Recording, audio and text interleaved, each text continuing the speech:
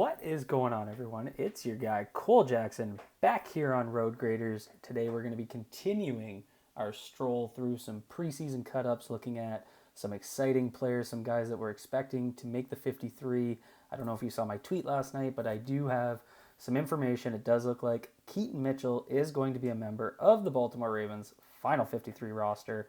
So I thought today we'd take a look. Obviously, we'll get the final announcement later today. We'll see if I'm right or wrong, see if I got some good info or some bad info, but that is what I'm hearing. And I mean, he's been a spark plug all preseason, so I thought we could cut up some of his plays, take a look at what's gone well, what hasn't gone well. The reality is he hasn't played many snaps, so there's been a lot more good than bad. You guys will see last week I put out a clip up of his first two games, taking a look at all of his snaps. You'll see a lot of bad blocking in there. I left those out. We're not going to look at his running abilities when he's getting blown up in the backfield because of offensive linemen on the third unit missing blocks. So we're looking at some plays here tonight. I think I got 8 together, looking at what he brings and what we can do from here. So let's run this first play through. We'll come back, break it down. So this is going to be that counter play against the Eagles where Mitchell kind of turns it around, shows his speed, his creativity.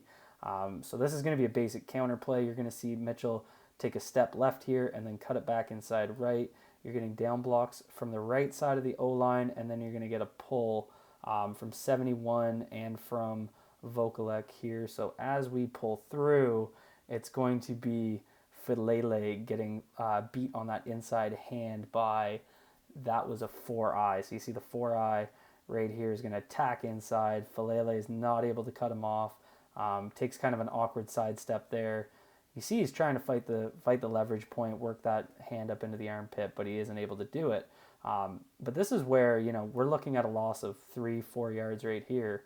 And instead, you get the spin out by Mitchell. It breaks a tackle, runs back around Huntley. Huntley sets a little bit of a block there on the end.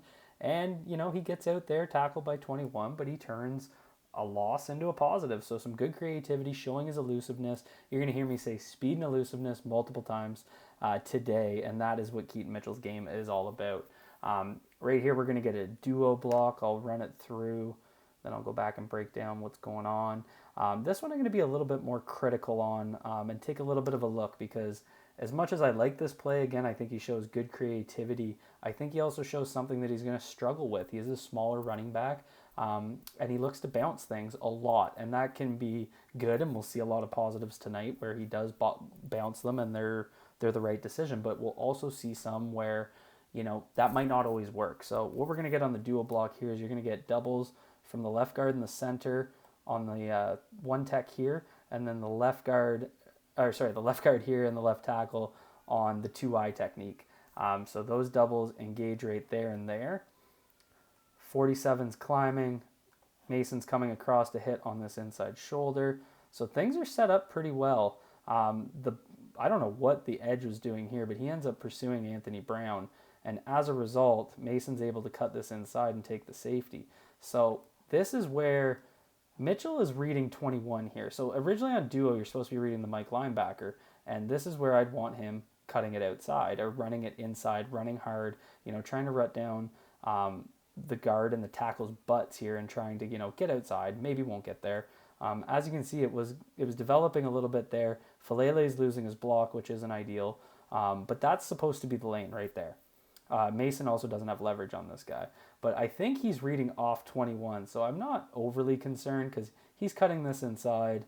I think it kind of looks like he's looking in that direction, and so he ends up bouncing it. And so I just wonder if he's going to run into issues where it's a duo, usually an inside run play. He is supposed to read and make a cut, but I'm wondering if he's going to run into issues where he's trying to bounce it all the time. So I think that's something that we need to be critical about, something to keep our eyes on, rather than just be all sunshine and rainbows. Let's look at it a little more critically.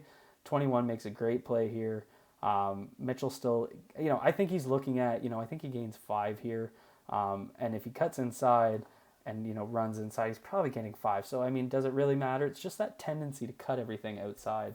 But we're going to see a couple plays right here where it is the right thing to do sometimes. So it's not necessarily that was a wrong decision. It's just a tendency that I noticed in his college film, and I'm seeing it here in the NFL. So here I think we're going to get another power right again. Yeah, let's run it through. And this is just, again, speed and elusiveness. Not a whole lot of fanciness here. It's just blazing speed, but I like his awareness to cut outside. So we're going to get another power right play. So let's get back here. So the right side of the O-line, you're going to get down blocks from everybody. They're going to start pushing down. You're getting the guard to pull. I want you to keep an eye on this edge right here. So the outside linebacker is going to fight through Mason's inside shoulder. Again, it's a down block. We want to get his inside hand, inside shoulder, and just wash him down the line.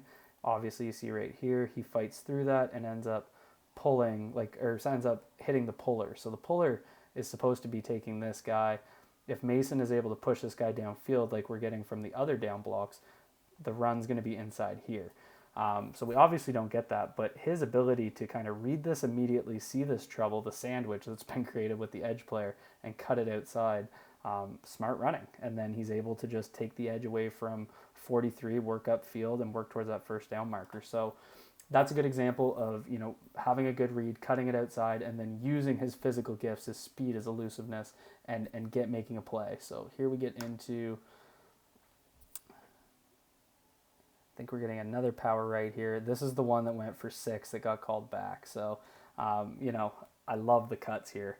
So the penalty is going to be on, again, it's power right. So you're going to get down blocks from the right side of the line, puller here, watch right here. As he cuts down, the center who's trying to hit that cross block, he kind of gets his, you can see right here, as the pull's coming, he's trying to step left. He has to work on a short angle. There's the hold right there. And so as he goes through, he wraps. This guy's probably going to make a play if he doesn't hold. So, we got to factor that in as well. But again, things are, blocked up pretty well here. And he decides to cut and just, again, use that physical ability, use that beautiful cut there. He's going to go cut once and then cut twice inside. And, he sees 43. This 21 played like a wrecking ball, by the way. And then, take off. So again, is he going to run into problems where he's not running this? Because this is supposed to be going right behind 67, and it's blocked up well. So is he going to run into issues trying to cut everything? Not if he does this to players and has them sitting like that. But you guys see what I mean. It's something to keep an eye on as we move forward. Here we're going to get a delay that was poorly blocked. So you can see on the delay, essentially these guys, we want John Simpson inside leverage, we want Cleveland inside leverage, and then you want 47 to work inside, 61 to work inside on this guy. And essentially it's going to create a lane up the middle of the field for an up the field draw, but he reads and he sees, Simpson's getting beat, this guy's coming inside Cleveland early, and he just cuts this outside and again does what he does and takes off, right? So speed, elusiveness, using his physical gifts, bouncing it outside once again. Not an issue seeing him do it there. We're going to get into some pass plays here. So you can see kind of what he can do on the play action, running into the flats, nice little cut there. You can see I like the awareness. I'm pretty sure this is the first down marker here. And as he's working upfield, he's feeling where he is, right? So he knows he needs to get to this line marker. So if he's going to continue outside, he maybe has it, but he's going to cut it upfield, take the shortest distance to get to that first down. That's all he's focused on there. So good awareness, like how he cut it upfield there. We're going to get the exact same thing, a play action into the flat on the right-hand side. Boom, another catch, and what do you know? Speed and elusiveness. Again, working for that first down marker. So just really good stuff from him there. And then this is just one last play that I thought was pretty funny. So we're going to get a spot here from the right side boundary receiver. So he's going to run in and run a curl here. That's going to draw both. I think they're playing cover 2, so you're going to get 2 deep halves from these safeties, and then you're going to get a 4 flood from these guys. They're playing the curl zones rather than the flats in cover 2. And just watch this corner here to watch how much depth he gets. I think this is what his job is. And so you're going to get the spot, and then Keaton Mitchell is going to run a wheel route in behind. And just watch how wide open he is. So you see that corner, boom, right here. He gets sucked into the spot route, and there goes Keaton. So the ball doesn't go to him, but that's 6. So just a little some more you can do in the run game, the more you can do. So just a quick video here looking at Keaton Mitchell, looking at what he brings. I thought he had a phenomenal preseason. He played himself onto the team, showed a skill set that I think they have a little bit of in Justice Hill, but he's just adding another element. It complements Dobbins and Gus Edwards really well. So just really good work from this kid. I have those concerns. I tried to highlight them. Again, they're not major concerns, just trying to give a critical eye. But you guys can see what I mean. But he has so many physical tools, so many tools that you can't teach that type of speed and elusiveness, creativity, good vision. So looking forward to that. Just wondering if he's going to run harder at the next level, if that's going to be the next element to take his game to the next level. That's all I have for you guys. Be good to yourselves. Be good to yourselves. Be good to yourselves. Be good to each other. Peace out, everyone.